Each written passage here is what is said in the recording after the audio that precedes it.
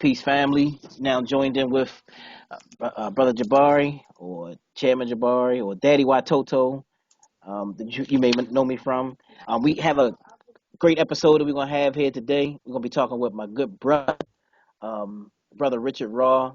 I first met this brother um, at an event with the PLM, I believe, and brothers kept talking about how strong this brother was, and you got to check this brother out. And so, I definitely checked the brother out, and brother's phenomenal, phenomenal hip hop artist that's coming up doing some positive things in the community. So I really appreciate having this brother on board with us today. He also went on with one of the with some of the sisters from Watoto, and they did a video, "Keep Your Eyes on the Prize," with a couple other artists from the Baltimore area. And man, if you don't know about Richard Raw, you about to know right now. So let's give it up for my man Richard Raw is here with us. What's Appreciate it, going brother. on? What's going on, man? Thanks for having me. Oh man, we definitely appreciate you, coming on board with us, here with the Watoto from the Nile and Reality Speaks. We got a very rich lecture series that we've been doing for years, man. A lot of people think, we've been doing Watoto from the Nile, but this work we've been doing in the community for over 20 years, man. You know what I'm saying? And we reach them, whether we gonna reach them through hip hop, whether we reach them through lectures, events, wherever we go to the prisons, wherever we go to the streets, wherever we need to go, that's where we go to get this information out. So for the last 6 7 years, we've been actually dealing with hip hop, but that's just still not the only thing that we do. So it's just Right. about getting that information out. But need man, it's funny. I was listening to Dead Prez album, the Grills, Yeah, and also listened to what's the first one? Turn Off the Radio, the mixtape. yeah, that's the mixtape. And as we was listening to it, I was just like, man, I said, but it's the problem with Dead Prez was just that it just they weren't able to put out enough music. You know what I'm saying? Like, and keep the music coming. Yeah, But they did some great projects for putting out enough music. But that's why we glad that we have people like yourself word up. that's putting that music out, having more. We need way more conscious hip hop artists. You know what I mean? Because I was sitting there listening to the, I had listened to it a while. I was getting pumped. I was like, yo, this is what I'm Yeah, talking yeah, about. You know what I mean? And getting that feeling, getting that old feeling back. So definitely word up. appreciate brothers like you. But brother, before we get started, give us your website, your Facebook page, or whatever. How Yeah, you know. what up? It's Richard Raw, man. I am a raptivist and an edutainer. I educate as well as entertain as well. You have to mix the two. You can check my music out and as well as everything I'm doing at www.richardraw.com. And once you go there, and I have my links to social media. And I do so much, man. It would take the whole show to talk about some of the things that we do, man. I'm very community oriented and I'm a program director and program creator. I'm a songwriter. I'm a poet. I'm a producer. On and on and on, man, and a liberator. Right. Bruh, before we go on, before we get into a couple topics I want to talk about, if we just could, so we can get right into it as we put this interview up. I want people to know how you flow. You know what I'm saying? You just give us just a little something. You know what I'm saying? Just a little, just for the All people right, to hear. Yeah, all right. show 'em what you do. I'm the modern day dead prayers. I'm King Tut waking up about to send a plague. I say Selassie is the conqueror lion of Judah. I say Obama is a puppet for devious rulers. Let's build an army with the Bloods and the Crips, FTP, FOI on guard patrolling the strip. Yeah, we need economic security. Recirculate black dollars in the black slum. On the banks of the river talking through the sounds that emerge from a hollow drum. On the run, cut my foot, still I run again. I say a prayer to the old spirits in the wind. Yeah, that's what's up. That's what's up, my man. Richard Raw in the building. And look, bro, as a conscious rapper, hip hop artist. Just to mention, I got this off your page for your Facebook page, and you put up an article, and I went and looked at the actual video, and it was talking about how Future really isn't a drug addict. He just portrays it, and he says it's a nice catch. It's just something Right. nice to get into. And just wanted to get your feelings on that, man. Well, how do you feel about that? You know what I'm saying? When I seen it, man, first of all, I think it was good because it really opens up a door of truth. You know what I'm saying? And when we're talking about what rappers are and what rappers do, it gives a glimpse into their reality. Some of them are just actors. And Right. when I look at Future, I look at an actor. You know what I'm Right. saying? Right. Someone that is playing a role. But it was interesting because what Future said is, I'm not. He says, I'm not an addict, but I portray an addict because it's a catch. Right. And I thought to myself, it's a catch, which means that this is what people are interested in. Right. This has become normalized in our neighborhoods. And so Right. I started thinking back, right? I was really thinking about it like how did this become normal behavior in our neighborhoods? Mm. And then it links me back to, if you really think about like Kanye West, right? He started to cross his music over, with 808s and Heartbreak. And Right. then you had people like Lil Wayne who brought out an album called Rebirth, which was a rock album. So you kind of see the shift that started to change in 2008, 2009, where everybody wanted to be white boy wasted and white girl wasted, and the pill popping was a normal behavior in our neighborhoods. And so, in order for these artists to be successful, they felt like they reached a ceiling. Instead of appealing to the blacks, a black demographic, they said, I want to appeal to a Caucasian demographic. And raves was the big thing back in the early 2000s, and it was about going to a rave, and that's where ecstasy and pill popping came in. So I'm just showing you like some of the history of how this became normalized in our culture. Lean and sipping lean and pills and all of that. We was in our neighborhoods. It was really about drinking and about smoking, but really trying to cross to another audience, it was more about the drugs. It was more about the pill popping. It was more about the lean and stuff. But that was really a Caucasian influence. Right. Real Right. Right. talk. Right. You know what I'm saying? When everybody says, I want to be rock stars, they were tired of being rap stars. It was about, I want to be rock stars, because, you want to appeal to both audiences so you can make the most money. Right. So when you talk about the pill popping, the Xanax and whatnot, and that's a lot of what is in Future's music. He talks about popping the Molly, and he also really talks about sipping the lean. And then he talks about popping the pills with the Xanax. So it's become normal behavior in the music. You know what I'm saying? Right. And that's when Right. you mesh both cultures together, because these artists were really trying to be rock stars for real. And in the rock world, they were already popping pills. They were doing the Xannies, which became the Molly. So it's interesting that influence brought about this kind of work, like this kind of whole conversation. Now, Future says, I'm not an addict, but I portray an addict. And the problem with that is you have a young generation, right? Young, impressionable minds who don't understand that he is playing a role. They believe it's real. And so they see that behavior and say, well, maybe because he's a brilliant artist. He's a brilliant artist. And they say, well, maybe he's a brilliant artist because he's doing the drugs. You know what I'm saying? And so I want to emulate and mock his lifestyle. I think when he said that, I was hoping that blogs would pay close attention to it, but they just glossed over it.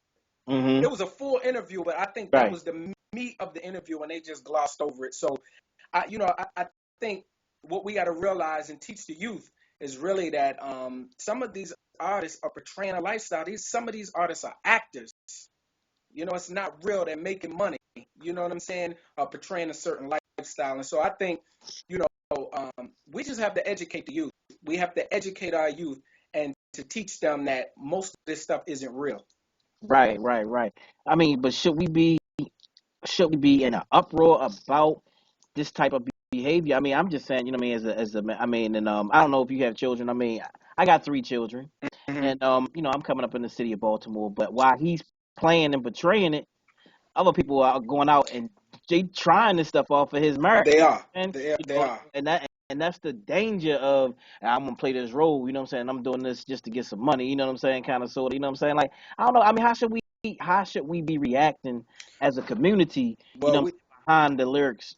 number one, we have to hold all of these artists accountable, because anything that you put out in the atmosphere, as an artist, when you put that art out, you are responsible. You take responsibility for what you put into the world. So I Right. think he should be held accountable, and I think that's the issue is uh, we had journalists at one point, true hip hop journalists and hip hop heads who did real interviews, who would ask them the critical questions, the hard questions. And it seems like, we don't have that real industry anymore. Nobody is like, the person interviewing him should have really, really held him accountable and really dug a little deeper. But it's unfortunate because most of these people are doing interviews, are paid by the labels, right? So they're Right. paid not to give critical thought about the art that's being projected. So, we got to hold him accountable. He should be Right. held accountable for portraying a lifestyle that isn't true. And who is the target market for his audience are youth, are teenagers who are not ready. They haven't evolved, their minds aren't evolved to make critical thought. So yeah, we have to hold that brother accountable. Yes, he's brilliant, but we have to hold him accountable for portraying a certain lifestyle and projecting that lifestyle to youth who aren't ready, who can't make the distinction between what's real and what's not. So he needs to be held accountable, no doubt about that. Because I used to do a program down at the youth prison, and we had a hip hop program there.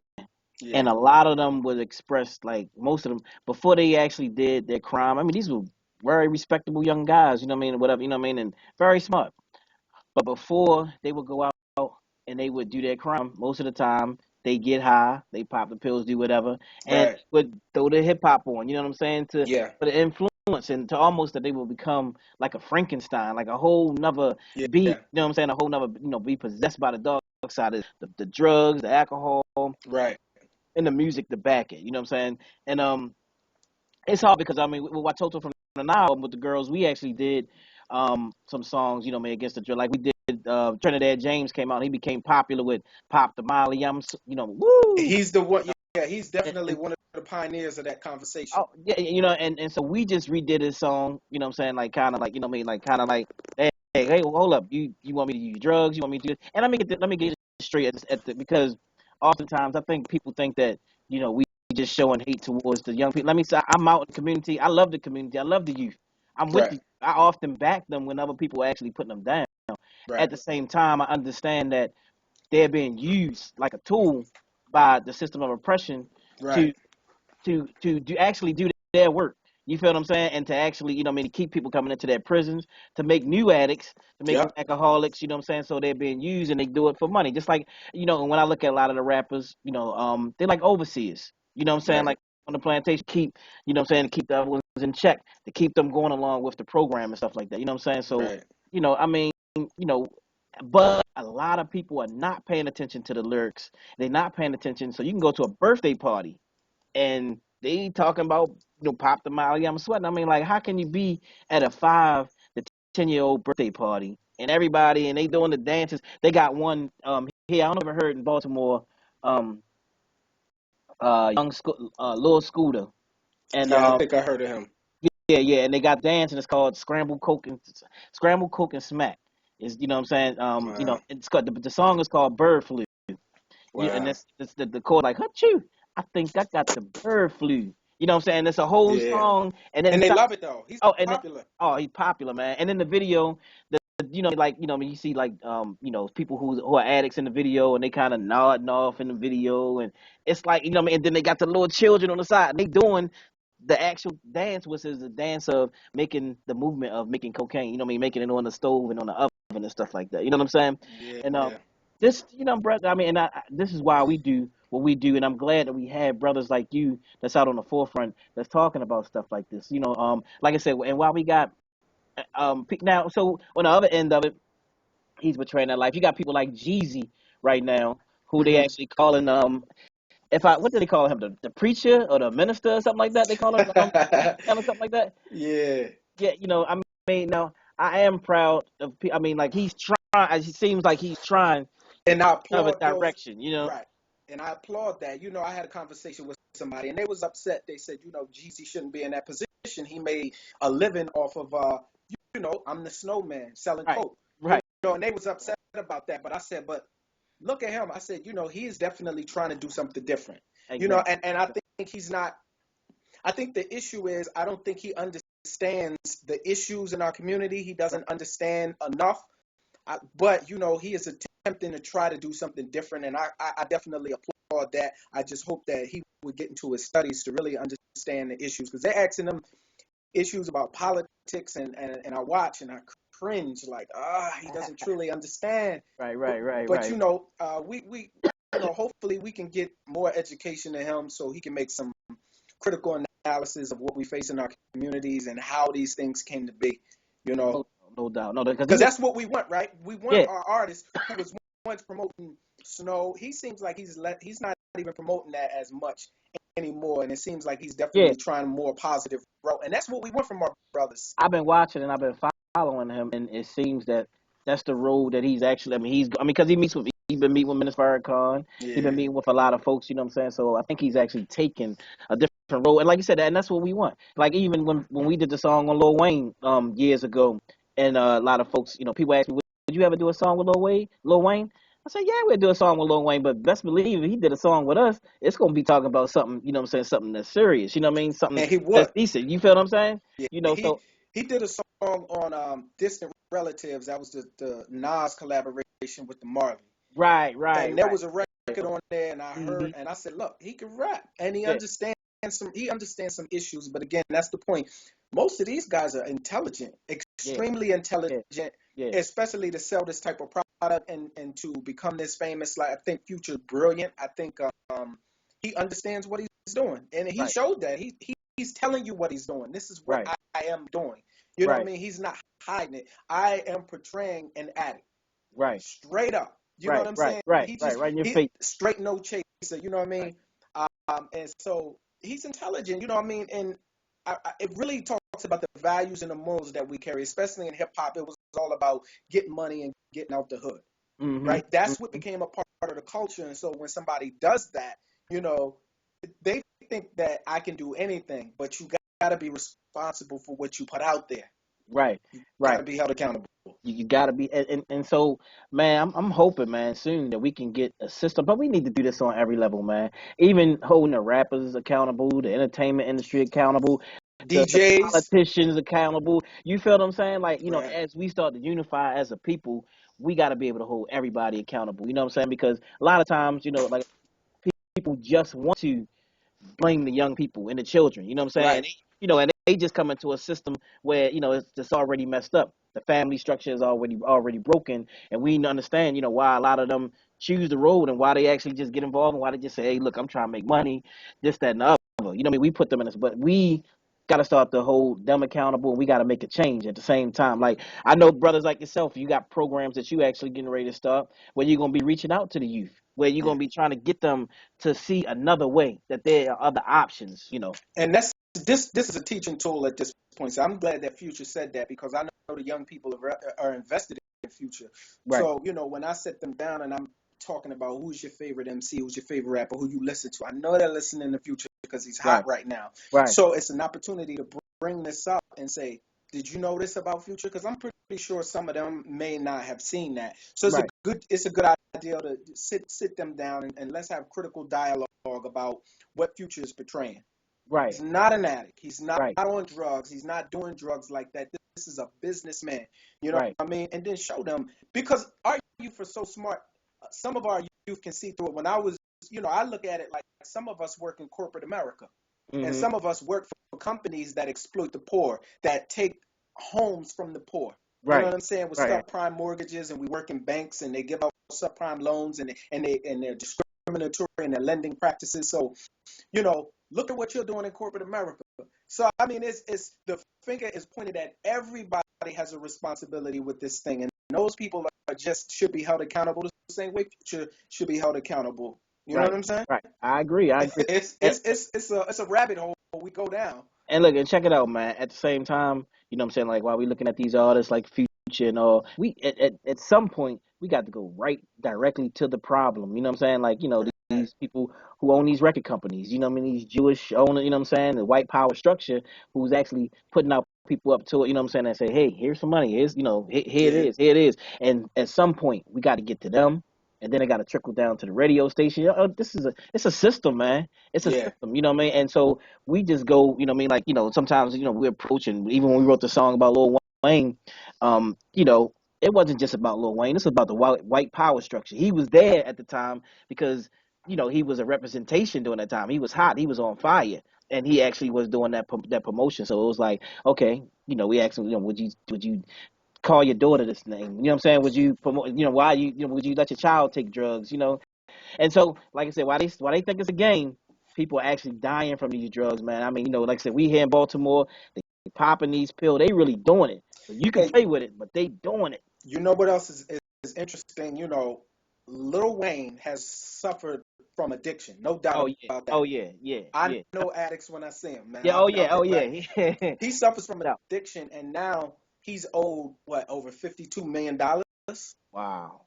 right? By his label, or Mhm. by Baby. So it Right. just shows you that, man, when you keep a person addicted and you keep them in that state, then Right. it's easier for you to steal resources from them. So Right. that's what I look at Future. Even though Future is happy now, let's Hmm. look at a few years down the line where he'll be doing the same thing, talking about, oh man, I'm owed some money. So it's interesting that when you look at keeping these rappers high and keeping musicians high is a Exactly. good thing for Exactly. labels, because Exactly. they're not paying attention, they're not alert and paying Exactly. attention, and they're getting their money stolen. So that's my thing, is to the youth, communicating to them, saying we need you to be sober minded.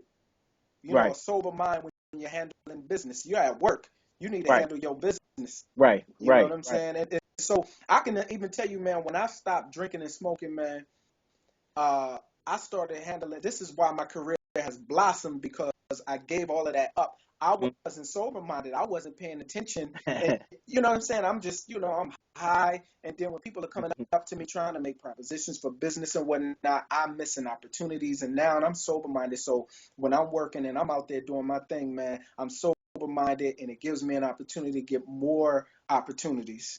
Right, right, right. Well, brother, we glad that you taking a road that you actually taking, and we're gonna show support. You know what I'm saying? So the people here, man. Once again, if you could give out your information, but before you do that, I just want to say one more thing. Um, we came out to Delaware, and you're pretty popular, brother out in Delaware. We came out to your show, and actually, Yeah. when we came out there, they actually shut the show down, and as we were getting ready to start the show, just telling people a little bit about that, brother. Yeah, yeah. So I invited Watoto from the Nile, as well as Yusha Assad. He came from DC, and we had some other people, other groups come out, and we made the event 12 and under were free, because we wanted our children to Right. experience a dope time and come to a concert. I booked the concert at a place called Theater Inn. We were scheduled to go on. I had a contract. I paid half up front. They were supposed to get half at the close of the show. And 10 minutes before the show went on, they pulled the plug and said, you can no longer be in this facility. You have to vacate the facility. And I was a little frustrated. The owners of the building received complaints about my music, saying that I advocate killing and violence, which was wrong. That was a misrepresentation of my music. If anybody heard my music, you would know that it's far from that. You know what I mean? I'm an activist, a community activist for my people, and a liberator. So they made they made a decision to close the show on that unsubstantiated claim. And so we were kicked out. And luckily, the mayor of my city, who I'm close with, we reached out to him, and he gave us the city county building to do the show. Okay. And so these are the types of adversity we're up against. When you do Right. something positive, Yeah. and when you do something that's real, you're gonna have adversity, man. You know what I'm saying? Oh Look at yeah. Malcolm, look at Martin, man. Those brothers are no longer here, and Right. they stood for what's right. When you stand for what's right, you got to expect that type of thing to happen, man. And it only made me stronger as an artist, stronger as a man, stronger as an MC, and stronger as a liberator, man. Knowing that they kicked us out of that building, and now we're seeking some reparations for that. And you best believe we've been sitting at the table with millionaires trying to get reparations for that, and they're on board, because the people threw a stink, man. It wasn't me. I didn't really have to say much, but the people went to their site and tore them a new asshole. This is wrong. Hey. This guy is this. So it actually turned out to be a good thing, man. Right. And now, we're gonna get some free programs out of this, That's man, what's and up. and and get our people into these programs, our youth, for free. That's what's up. I mean, because when the girls saw that, man, the girls they was pumped, and they was like, Yeah. "No, that ain't right." And so when they got to the stage, man, you know what I'm saying? They were on fire. But bro, we definitely appreciate you, coming to talk with us, and I want to have you on board often, where we talk about different things that's going on in hip hop. You know, what I mean, I want people to be able to come to your page. What again? What's the information again that they can reach you on? Yes, www.richardraw.com. Check me out there, man. Yo, the next thing we definitely got to delve into on the next one, if we do it again, man, is this Macklemore situation with white privilege too. I would love to come back on and discuss that, man. I have some Hey, very interesting views about that. hey, we can probably get on that next week sometime, man. You know what All I'm saying? right, This be brother. a regular thing, and appreciate you joining me here today. Word up. All right, peace. Peace.